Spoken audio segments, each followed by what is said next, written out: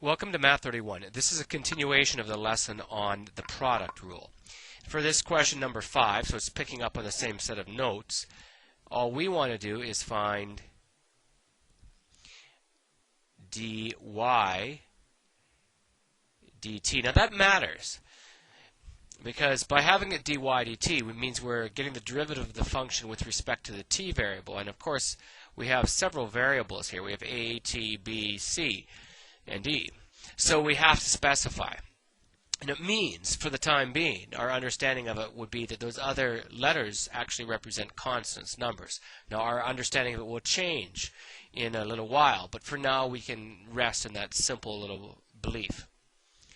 So off to the side, I'll note that u is equal to at plus b, and v is equal to ct squared minus d.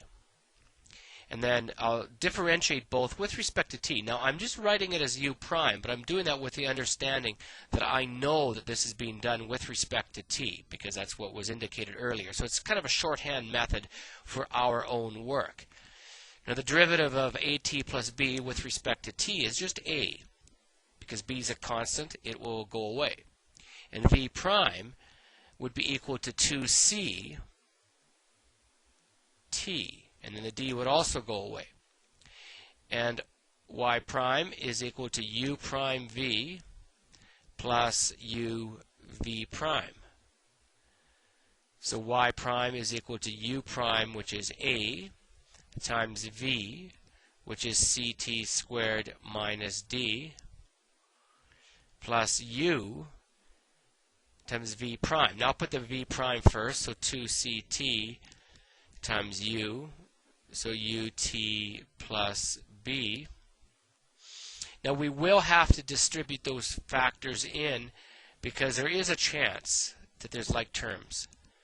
So y prime is equal to act squared minus ad plus, that should be more of an a, plus 2act squared. So we're really careful with that one. Plus 2bct. A lot of letters going on. And our like terms are those act squared terms. So I'll write this back in terms of Leibniz notation, or using Leibniz notation. Dy dt, the derivative of y with respect to t, is equal to, well, 1 act squared plus 2 is equal to 3 act squared. And then plus 2bct minus ad, and then we're out of there.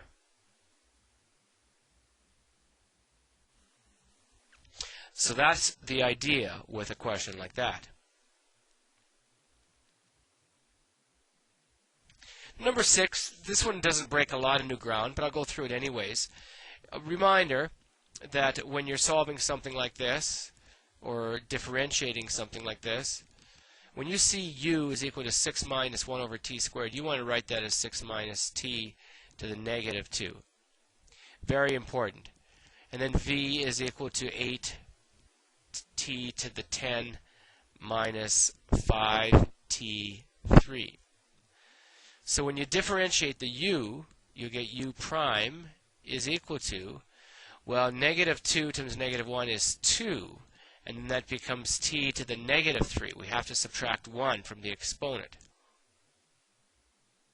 And then v prime is equal to 80 t to the 9 minus 15 t squared.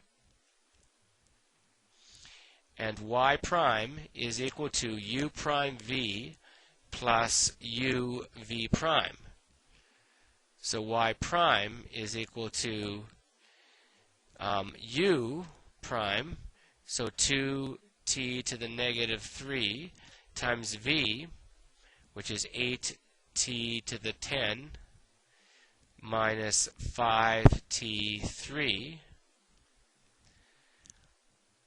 plus v prime times u. So that's 6 minus t to the negative 2, the u, times v prime, which is 80 t to the 9 minus 15 t squared. And then, unfortunately, we're going to have to clean this one up. So we will have to FOIL and distribute.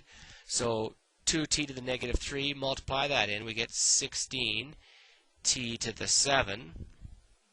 Make sure you add the exponents. Minus 10, plain 10. T to the negative 3 times t to the 3 is going to be t to the 0, which is just 1. And then the next bit of work will require two binomials being multiplied together. So 6 times 80 is plus 480 t to the 9. And then 15 times 6 is 90 t squared. And then minus 80 t to the 7. And then finally plus 15. The t's go away on us. Get your like terms together. So this is dy dt. And I'll start off with that 480 t to the 9. Now the t to the 7s, 16 t to the 7 minus 80 t to the 7 is minus 64 t 7. And then the t squared term, I think is all we've got, minus 90 t squared. And then minus 10 plus 15 is plus 5. But the same basic method. Now the next question doesn't look that impressive, and there's really just one key takeaway message with this.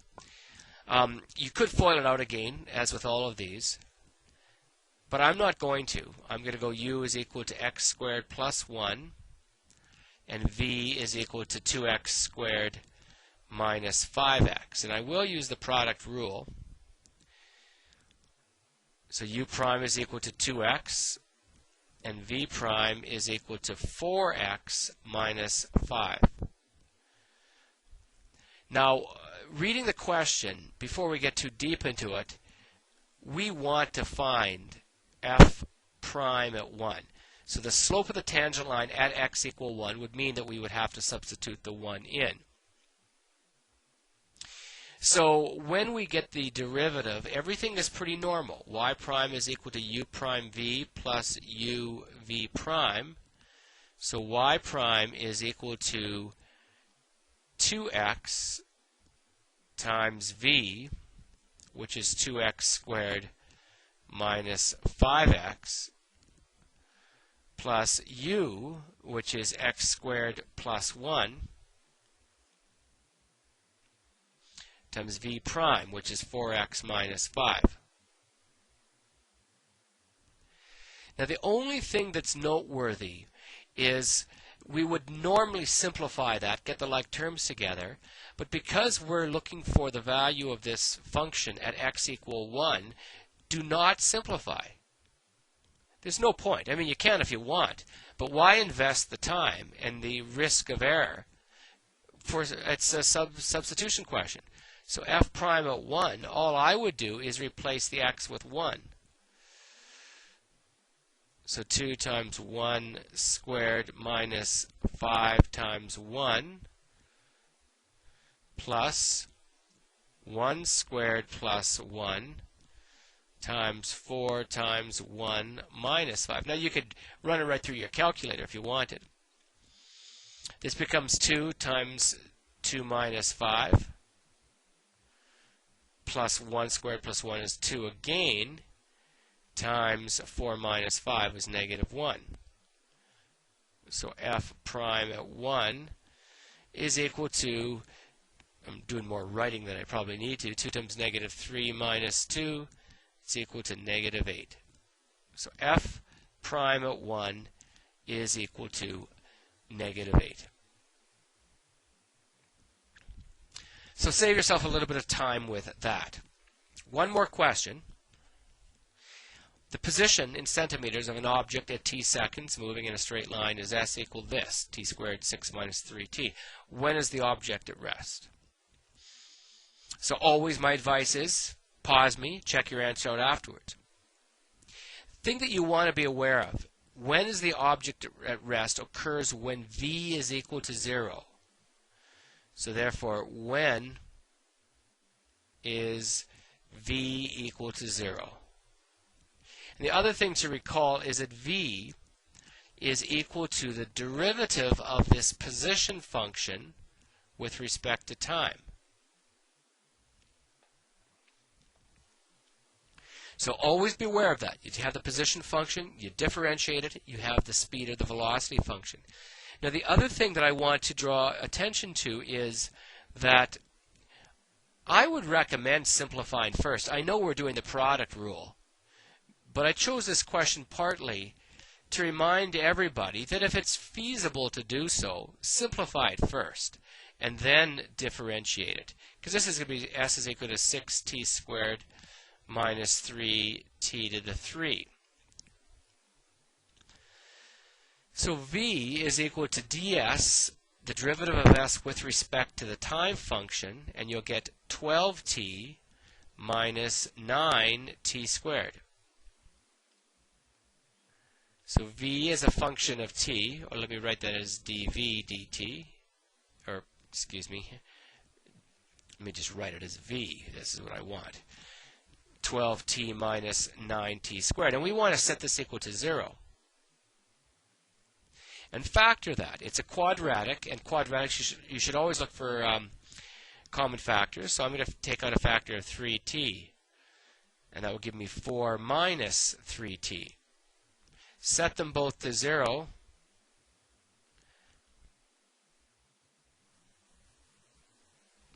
And you'll get t is equal to 0. And you'll also get t is equal to 4/3 if you bring the 3 over. So it is at rest at t equals 0 and t is equal to 4/3 seconds. So nothing really new, but the lesson there, simplify first if you can.